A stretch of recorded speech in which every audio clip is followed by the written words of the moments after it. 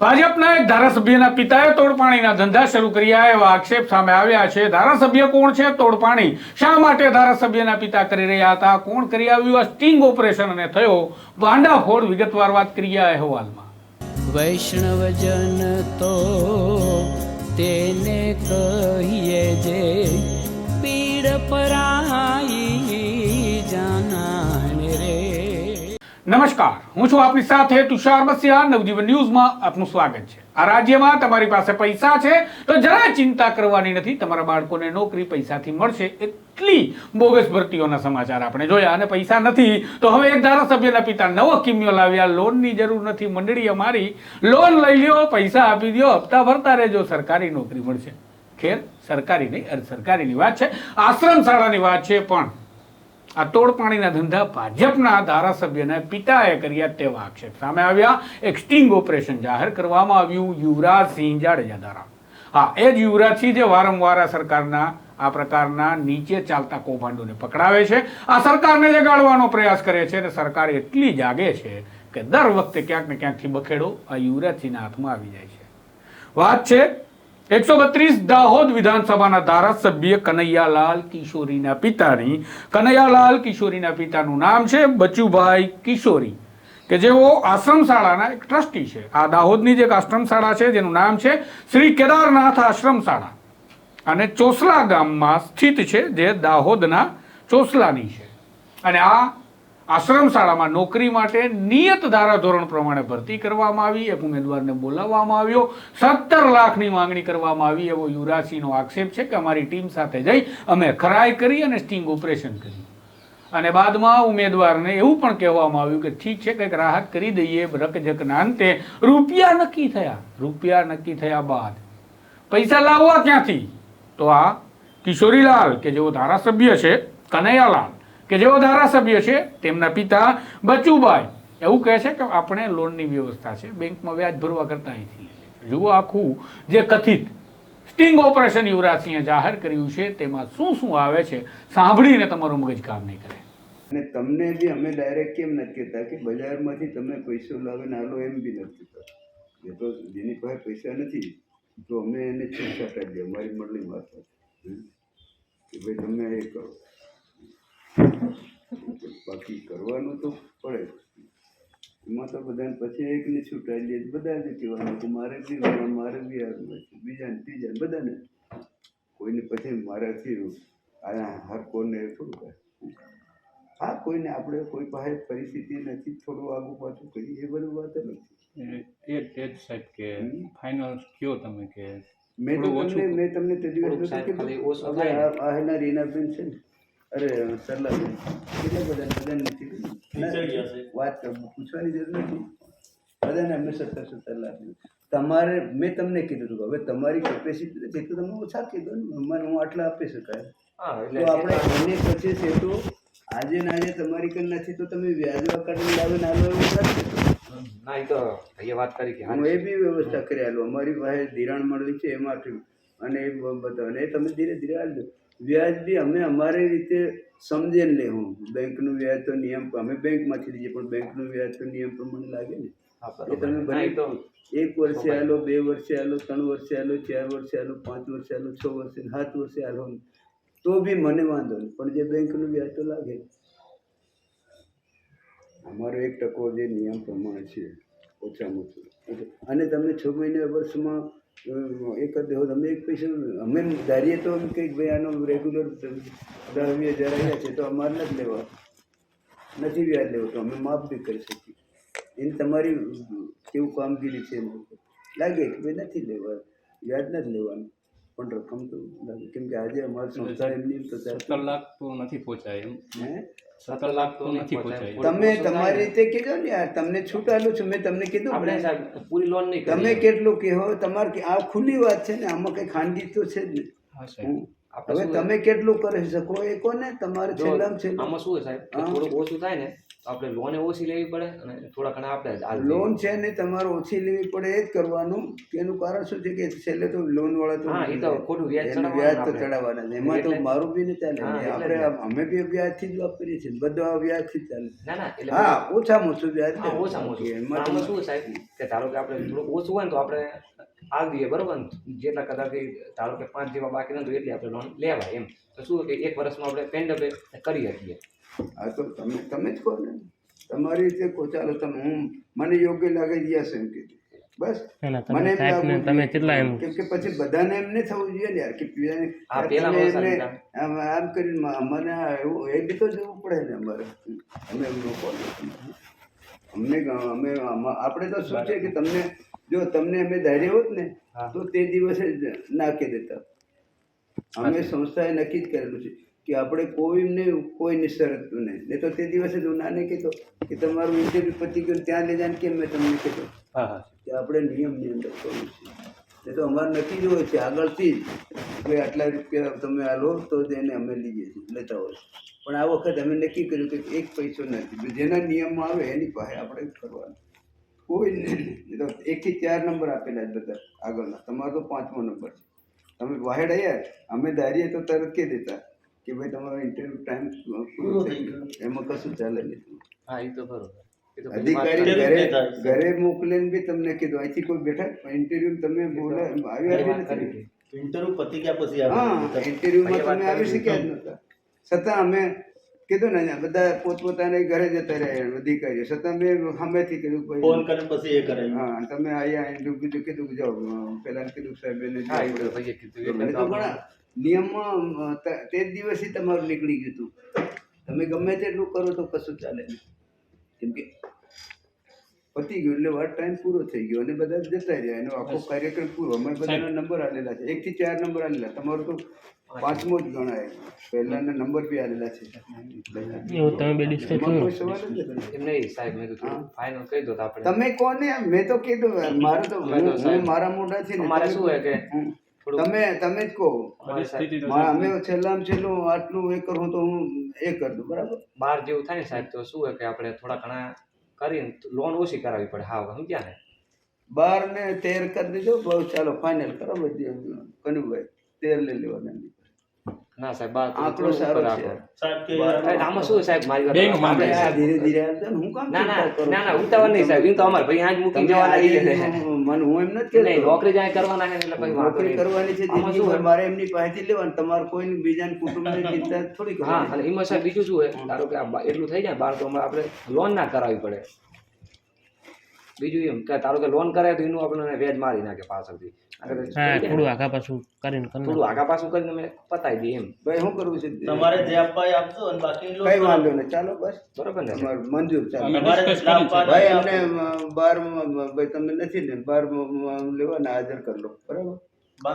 હો કઈ તો તમે સાંભળ્યું એ પ્રકારે યુવરાજસિંહ જાડેજાએ આ સ્ટિંગ ઓપરેશન કર્યા છે. આ કથિત સ્ટિંગ ઓપરેશન વિશે યુવરાજસિંહ જાડેજાએ પત્રકાર પરિષદનું આયોજન ગાંધીનગર ખાતે કર્યું હતું, જ્યાં તેમણે વિગતો આપી હતી કે પંચમહાલ આદિવાસી પ્રગતિ મંડળ ભાઠીવાડા તાલુકા દાહોદ અંતર્ગત આવતી શ્રી કેદારનાથ આશ્રમ શાળા કે જે ચોસલામાં સ્થિત છે ત્યાંના મુખ્ય ટ્રસ્ટી છે બચુભાઈ એન કિશોરી.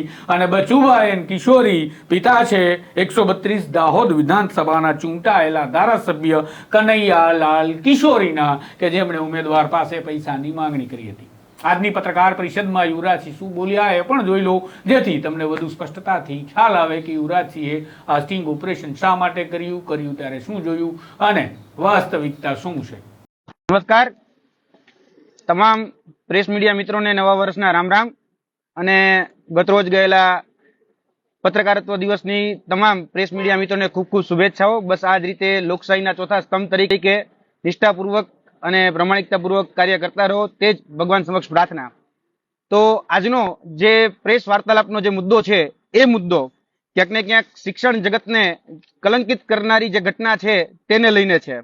અને જેમાં આજે અમારી સામે આ શિક્ષણ જગતની અંદર જે ભ્રષ્ટાચારો થઈ રહ્યા છે તેના મૂળમાં જ્યારે અમે પહોંચ્યા ત્યારે ક્યાંક ને ક્યાંક લાગી રહ્યું છે કે જેના હાથમાં આ ભ્રષ્ટાચારને સંયમિત રાખવાની અથવા તો ભ્રષ્ટાચારને કંટ્રોલમાં રાખવાની જેને જવાબદારી સોંપવામાં આવી હતી એવા જ લોકો ક્યાંક ને ક્યાંક ભ્રષ્ટાચારને પ્રોત્સાહન આપતા હોય એવું લાગી રહ્યું છે.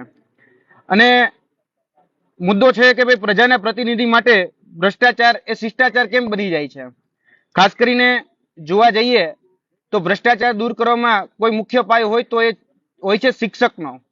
અને જ્યાં શિક્ષક જ લાંચથી કે ખોટી રીતે આ સિસ્ટમની અંદર જ્યારે આવે છે ત્યારે એ કઈ રીતે કોઈ પણ બાળકને કે સામાન્ય નાગરિકને એ પ્રમાણિકતાના પાઠ ભણાવવાનો?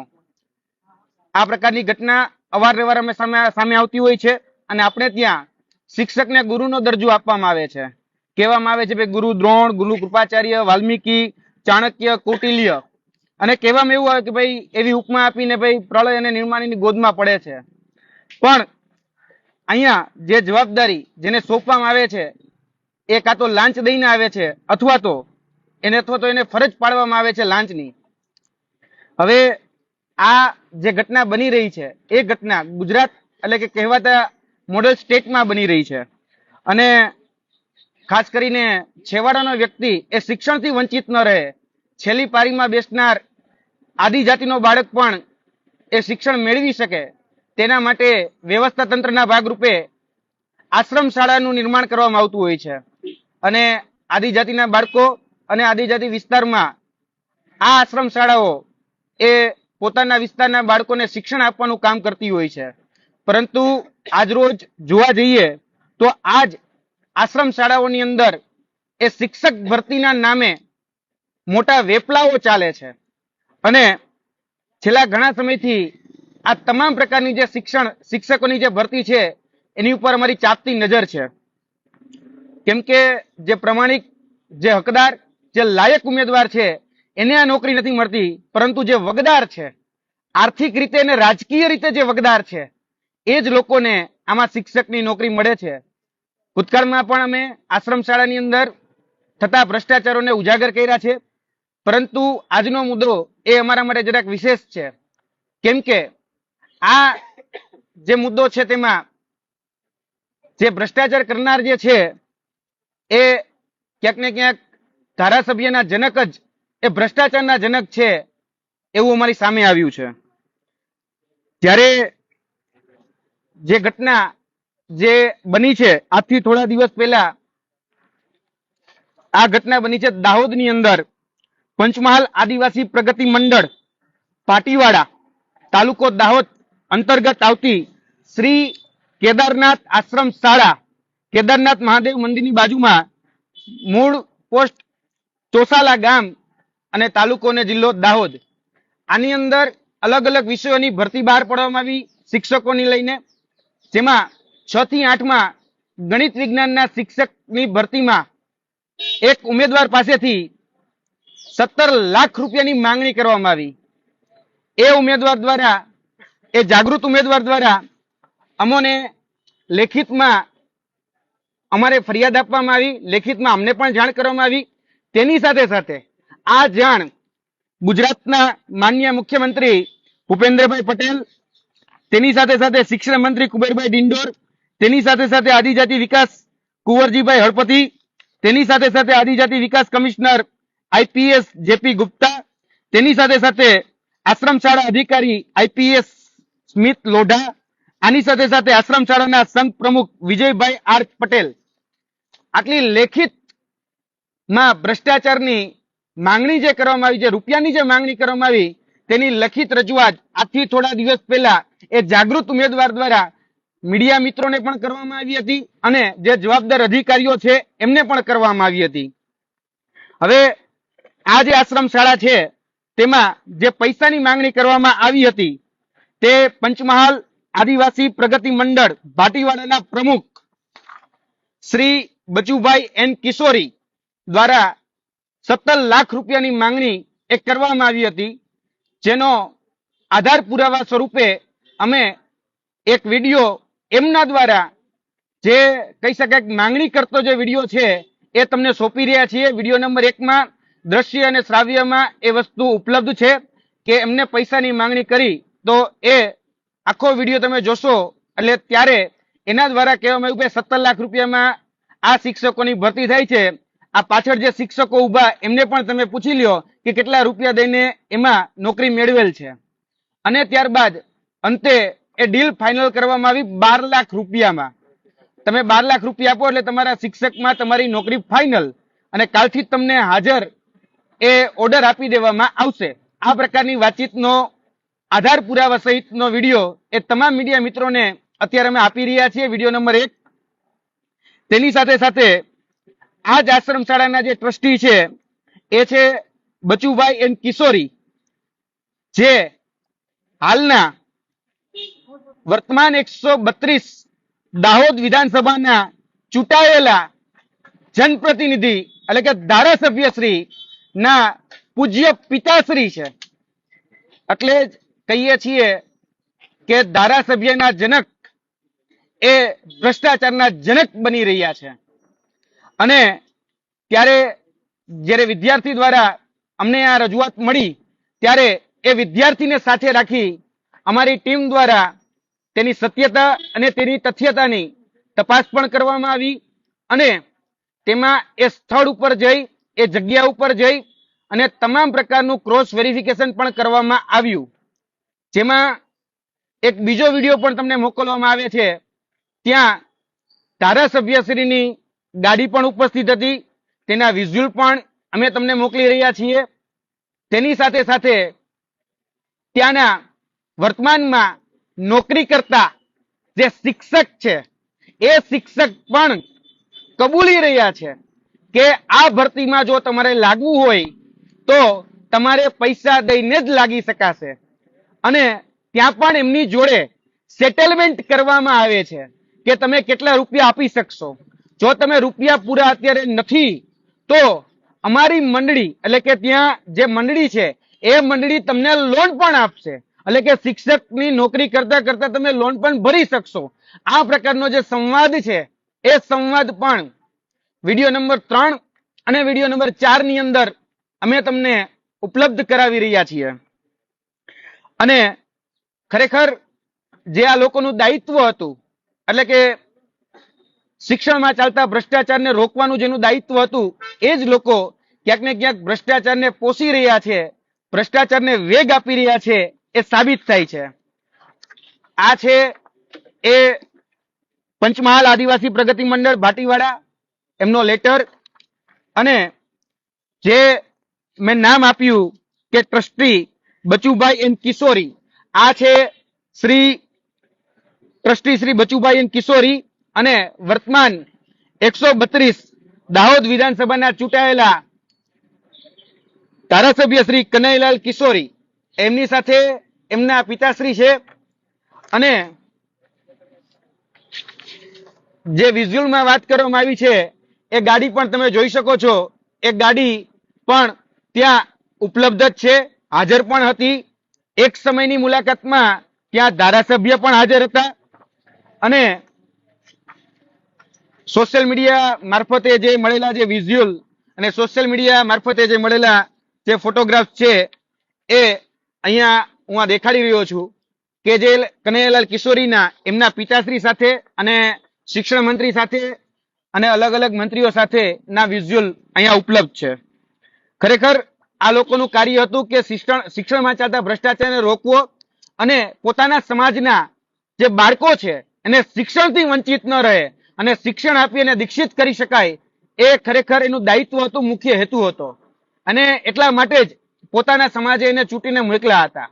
તો આવા જ લોકો એ ભ્રષ્ટાચાર કરી અને ભ્રષ્ટાચાર ક્યાંક કરાવી અને આ શિક્ષણની અંદર દૂષણ એ પેદા કરી રહ્યા છે. એટલે આવા જે લોકો છે એ લોકો વિરુદ્ધ ખરેખર કાયદેસરની કાર્યવાહી થવી જોઈએ. હવે અમારી માંગણી છે કે અમે સ્પષ્ટ કહીએ છીએ કે અમે જે આ વસ્તુ આપી રહ્યા છીએ એ તમામ વસ્તુ મેં ક્રોસ વેરીફાઈ કરેલી છે અને છીંડે ચડ્યો ચોર એવું બિલકુલ નથી. આવા અનેક લોકો આ રીતે ભ્રષ્ટાચારથી શિક્ષકોની નોકરી મેળવે છે. તો આને દાખલારૂપ વિડીયો આધાર પુરાવો સમજી અને જેટલી પણ આશ્રમ શાળાઓની અંદર આ રીતે કૌભાંડ ભ્રષ્ટાચારથી ગેરરીતિથી નિમણૂક આપવામાં આવી રહી છે તેની ક્રોસ વેરીફાઈ કરી અને ખરેખર એક દાખલારૂપ કાર્યવાહી કરવામાં આવે તે પણ અમારી માંગણી છે. અને કોઈ વગદાર વ્યક્તિ સુધી આપણે હજી સુધી જોયું છે કે ભાઈ નાની નાની માછલીઓને પકડી લેવા માટે મોટા મોટા મગરમચ્છો હોય એ છૂટી જાય. તો આવા વગદાર વ્યક્તિઓ વિરુદ્ધ પણ કાયદેસરની કાર્યવાહી થવી જોઈએ. તેના માટે અમે આ જે આધાર પુરાવો અમારી પાસે ઉપલબ્ધ જે છે એ તમામ આધાર પુરાવા અમે આદિજાતિ મદદનીશ કમિશનર, તેની સાથે સાથે દાહોદ જિલ્લા શિક્ષણ અધિકારી, તેની સાથે સાથે દાહોદ કલેક્ટર, તેની સાથે સાથે દાહોદ એસપી, તેની સાથે સાથે ટ્રાઇબલ જે પ્રિન્સિપાલ છે તે, અને તેની સાથે સાથે પ્રાયોજના અધિકારી જે છે એ તમામને વિથ રેકોર્ડિંગ આધાર પુરાવા સાથે અમે આ વિગત આવતીકાલની અંદર એને પહોંચાડી દઈશું. અને અમારી અપેક્ષા એ છે કે આની ઉપર કાયદેસરની કાર્યવાહી થાય. ગમે એવડો મોટો વગદાર વ્યક્તિ હોય તો પણ કાર્યવાહી થવી જ જોઈએ, એ અમારી માંગણી છે. જી.